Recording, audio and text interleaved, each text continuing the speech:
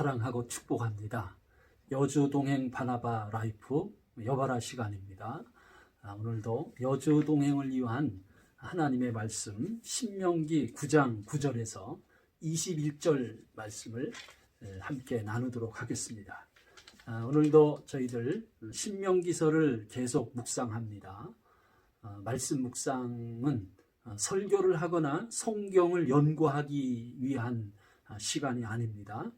말씀 묵상은 내가 주님의 양육을 받기 위해서, 나를 위해서, 나의 영적 성장을 위해서 하나님의 말씀 앞에 서서 나를 향한 오늘의 주님의 음성을 들어보려고 시도하는 영적 작업이 말씀 묵상인 것입니다. 자, 그러면요, 오늘 먼저 오늘 묵상 속에서 주님이 너 좀 이렇게 살아봐라 라고 하는 본받아야 할 모본의 말씀을 먼저 나누도록 하겠습니다. 오늘의 묵상의 내용은 정말 어처구니 없는 탄식을 자아내는 내용입니다. 이럴 수가, 이러한 참 탄식을 자아내게 합니다. 그것은 하나님의 언약의 증표인 십계명 돌판을 받는 아주 영광스러운 시기에 시내산 밑에 있는 하나님의 백성들은 하나님이 가장 싫어하는 금송아지 우상을 만들어서 이제 우상을 경배하고 아주 음란한 광란의 축제를 즐기는 그런 내용이기 때문입니다. 그러나 오늘 우리가 묵상하는 말씀 속에서 그 묵상의 초점은 언약의 돌판을 백성에게 주시려는 여호와 하나님과 그거를 이제 수요받는 하나님의 종 모세가 보여주는 모본이 오늘 묵상의 중요한 초점이 되는 것입니다. 9절 말씀 보겠습니다. 그때 내가 돌판들 곧 여호와께서 너희와 세우신 언약의 돌판을 받으려고 산에 올라가서 40주 40야를 산에 머물며 떡도 먹지 아니하고 물도 마시지 아니하였더니, 참 모세는 이스라엘 백성과 여호와 하나님 관계에서 체결되는 그 언약을 수여받기 위해서 이제 시내산에 올라갔습니다. 그곳에 올라가서 40일을 금식했습니다. 이거는 물도 먹지 않는 단식이라고 해야 맞을 것 같습니다. 물도 먹지 않는 40일 단식 기도를 하고 있어요. 물조차 마시지 않았으니까 그것은 생명을 포기한 기도였던 것입니다. 자, 10절입니다. 여호와께서 두 돌판을 내게 주셨나니 그 돌판의 글은 하나님이 손으로 기록하신 것이요 너희의 총의 날에 여호와께서 산상 불 가운데서 너희에게 이르신 모든 말씀이니라. 모세는 시내산에서 하나님의 손으로 직접 기록한 십계명 돌판 둘을 여호와께로부터 받게 되었습니다. 돌판을 받는 것은 순간일 것입니다. 하지만 그 돌판을 받는 과정은 40일이었어요. 과연 모세는 이 40일 동안 시내산에서 어떤 기도를 했을까? 그렇게 한번 저는 묵상을 해봤습니다. 모세는 그곳에서 40일간 하나님의 얼굴을 대면했을 것입니다. 하나님을 대면하며 하나님을 경외하는 태도를 모세는 줄곧 지켰을 것이에요. 그리고 그곳 시내산에서 모세는 오직 한 가지 소원, 자기 백성들을 위해서 하나님 앞에 끈질기게 기도했을 것입니다. 참 오늘 우리도 그렇습니다. 지금 현재 전 세계에 세계적인 전염병이 창궐해 있지 않습니까?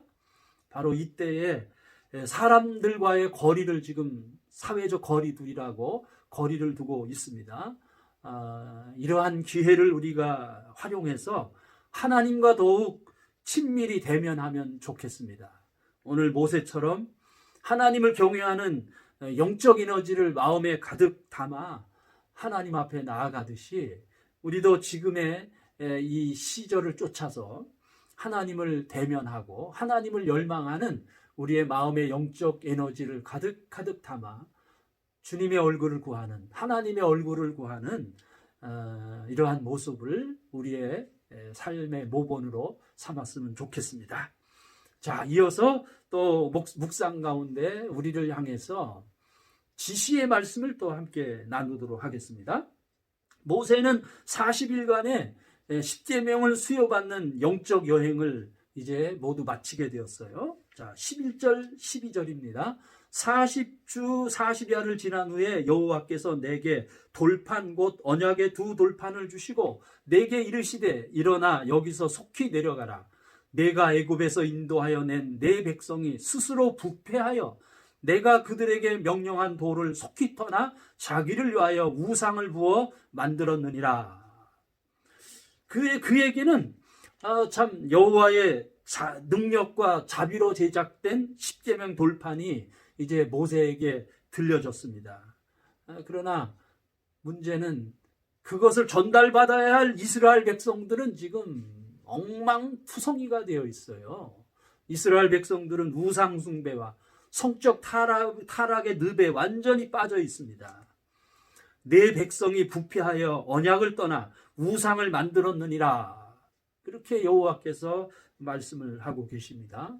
그래서 이스라엘 백성들은 우상을 만들고 범죄하여 완전히 그들은 부패한 백성이 되었어요. 그런데 그들 이스라엘 백성들이 여호와 하나님을 몰라서 그 같은 범죄를 지은 것이 아닙니다.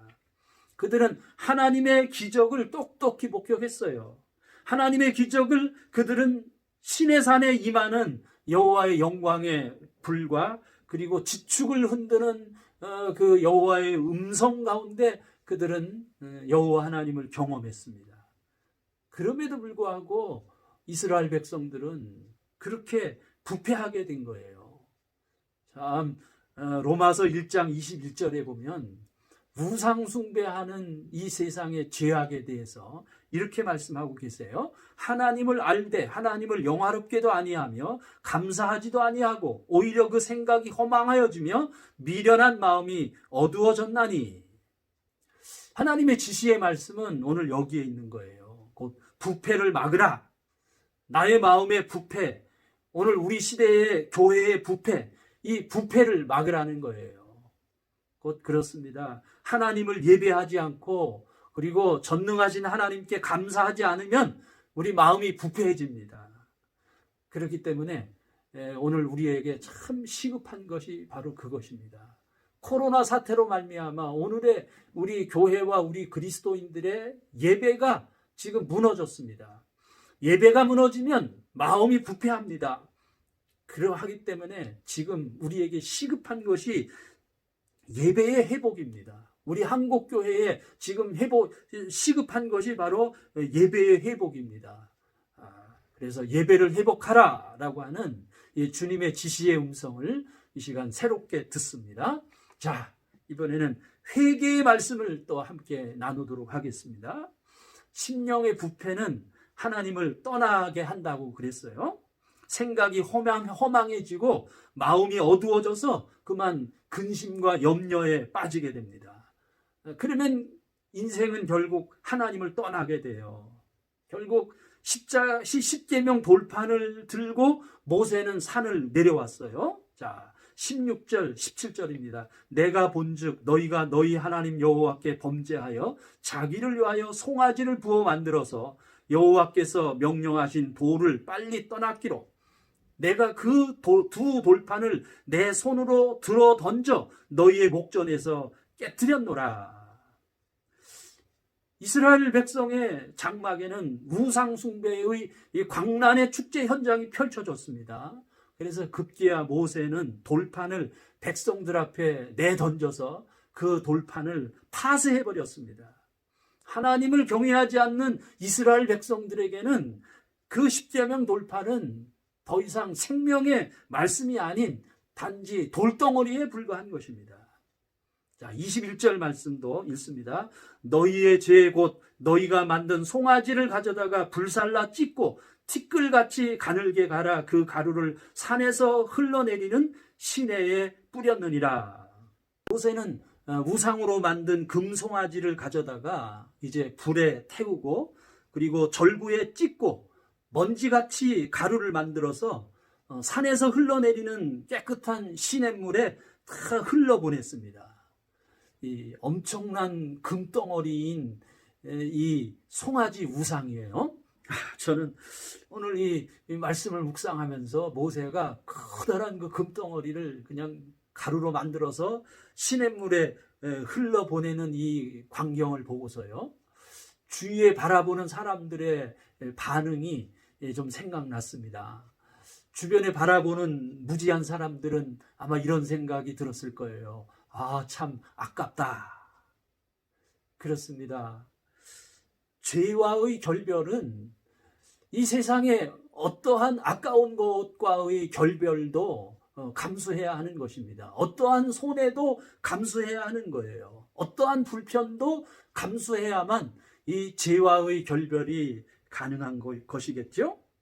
이처럼 오늘 우리의 하나님을 떠난 이 부패한 마음들, 우상숭배, 그리고 성적인 타락의 부패함을 우리가 회개할 수 있어야 합니다.